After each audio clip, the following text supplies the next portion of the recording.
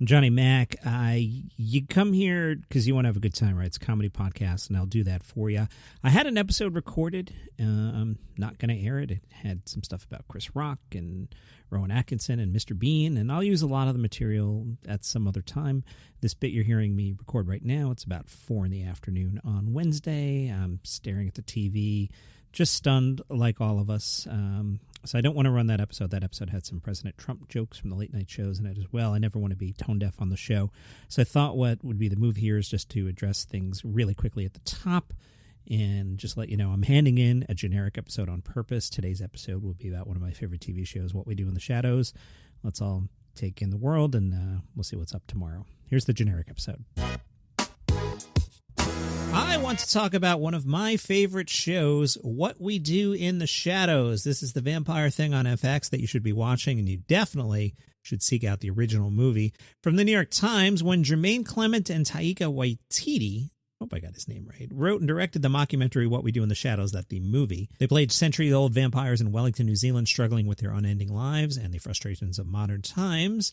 They were asked, when did vampires enter into it? Clement said, we had played this thing on stage one time, and we all went to do a show where one of us was on stage playing a vampire, doing vampire jokes. The only one I remember, and then he starts doing a ridiculous accent.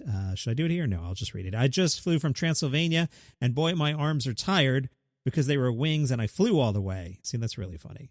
I think that was Taika doing that, and then I'd get up from the audience dressed as a vampire too, and I'm heckling him. Nerdist says about the television version that is the future of sitcoms, allowing a group of vampires living in present-day Staten Island. What We Do in the Shadows is an absurd, fantastical series that is nevertheless wholly rooted in reality. Nandor, Nadja, and Laszlo are an ancient trio of vampires who arrived on Staten Island with plans of conquering the New World, but over the course of 200 years in America, their plans fell by the wayside as they cheered on the 92 Dream Team and formed a folk group. My favorite character, energy vampire roommate Colin Robinson, resembles a human, but he can drain a person of their energy with a single boring conversation. I love the energy vampire. It is my favorite thing. Nerdist says, What We Do in the Shadow's strongest asset is its loosely connected narrative.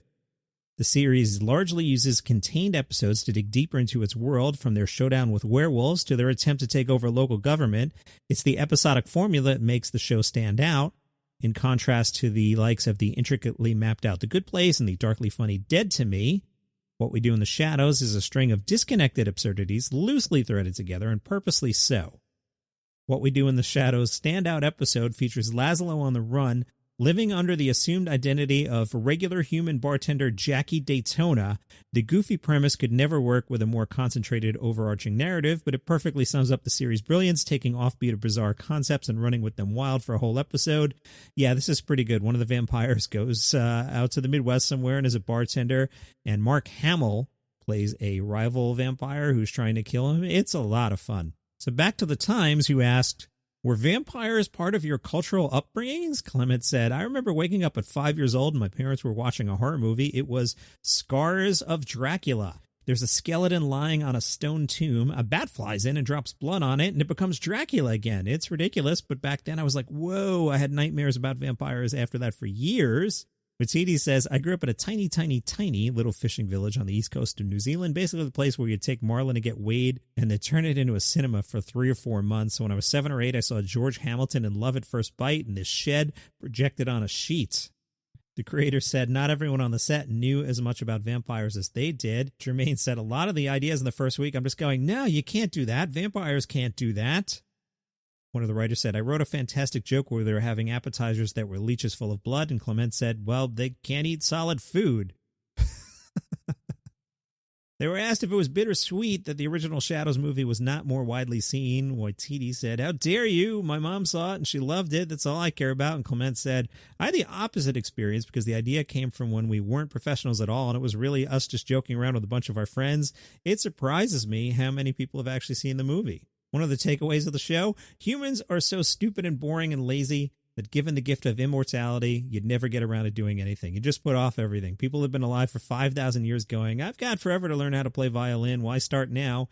Humans, they still carry on human nature into being an undead creature. All those hang-ups stay with you. Maybe we'll get some spin-offs here in the States. In New Zealand, Wellington Paranormal premiered in July 2018. It focuses on Officer Minogue and O'Leary from the What We Do in the Shadows film as they investigate spooky occurrences around Wellington in their familiar deadpan mockumentary style. Looper says another big screen endeavor could be on the way too. This would be a follow-up documentary about the oft confrontational werewolf support group from the original What We Do in the Shadows movie, and that was led by Rhys Darby as Anton. They hope to reunite, and the spinoff would be called We're Wolves. Gotta love that. So speaking about the energy vampire that is Colin Robinson, played by, I don't know how the actor says his name, I'm bad at names today, Mark Proch, I guess. He is the franchise's first American, as well as the first energy vampire. That is a creature who feeds not on blood, but on the psychic and mental energy of others by boring them half to death with dull conversation and unfun fun facts. If you have not seen What We Do in the Shadows, this is the boring guy at the office that comes by your cubicle and will not go away. Energy vampire is a term I've heard used to describe people who are difficult to talk to, and I've definitely been cornered by these people at parties. Those people that you feel like you need to be saved from, says Clement. Proch improvises most of the torturous dronings. Clement says a lot of it's not on the page. He can just do that endlessly. The structure of the show provides an opportunity for writers to really explore what daily life is like for an ageless being, and the answer to that question is it's boring and monotonous. The show's biggest influence isn't monster movies. It's The Office. This is how I always describe the show to people. It's The Office vampires. You should watch this. The Office was about the tedium of working in an office and nothing ever really changes, or when something changes, it quickly goes back to being tedious, says showrunner Paul Sims. In this show, it's sort of like take that and multiply it by hanging out with the same people for 200 years and being sick of each other. Part of what's funny about the show is these vampires had 200 years during which they could have done anything they wanted. They could have learned any language, written 1,000 books, become proficient in any musical instrument, and all they've really done is sat around and bickered with each other. What We Do in the Shadows. Seek out the movie. I love the TV show. I love the movie even more. Both are wonderful and would be a good thing for you to watch tonight if you need something to do. That is today's episode. If you were new, why don't you hit subscribe on Apple Podcasts or Google Podcasts. You can also follow the podcast on Spotify. I do this 7 days a week. Thank you for listening, and catch you tomorrow.